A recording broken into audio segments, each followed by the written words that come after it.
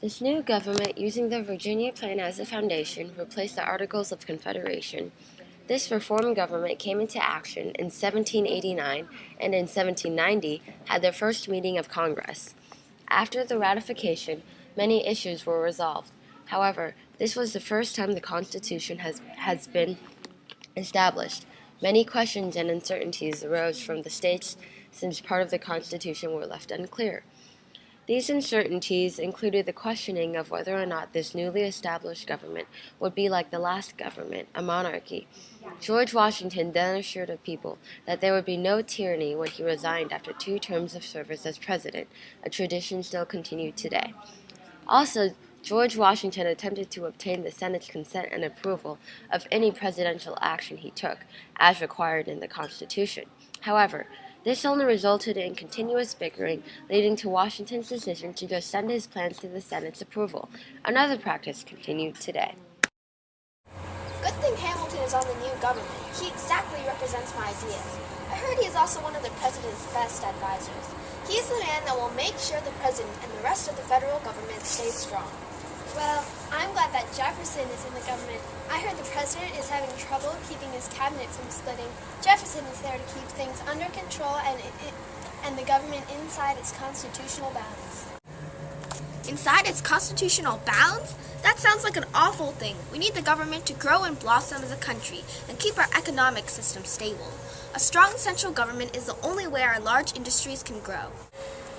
And the average farmer is what truly matters in this country. That's what most of us Americans are. We can support ourselves with state governments. The federal government knows nothing about our lifestyles. The government should do what the Constitution allows and no more. I mean, the Constitution doesn't say we need a national bank, but don't you think the nation would be better off with it? We don't always have to keep a strict interpretation of the Constitution. We can stretch it and form our own interpretation. We don't need a national bank for trade or taxes. The Constitution says nothing about a national bank. That would just be giving the central government more power that they are not entitled to. They'll become kings. We made the Constitution and federal government so there wouldn't be kings. America needs to grow, and the best way to accomplish that is by supporting larger industries and having a strong central government. America should grow, but the true heart of America is in its farmers. They can depend on a fully representative state government. The farmers aren't held by a large government. The Constitution was meant for people to form a looser interpretation of it. Well, I stay true to my ideas, so good luck spreading yours. Good day. Ha! There were always disagreements between the two parties. President Washington was often affected, though he refused to join either party. He usually sided with Hamilton and the Federalists, but not on everything. He also found the Senate was taking months to make decisions, so he began simply making them himself while the Senate debated.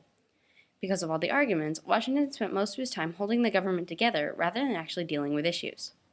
The most pressing problem was the president not becoming a king. Washington knew that the only way to prove he wouldn't be a king was to leave office, so after 2 terms as president, he refused to run for a 3rd term. In his farewell speech, he both established a tradition of presidents holding 2 terms and warned against America having political parties. He was too late, of course. The tension between political parties had become a part of society. After he left, the election for the new president was very close. John Adams was president and Federalist, and Thomas Jefferson, the runner-up, became the Republican vice president, leading to extreme tension. It would be up to the next generations to figure out how to work with the new parties under the Constitution.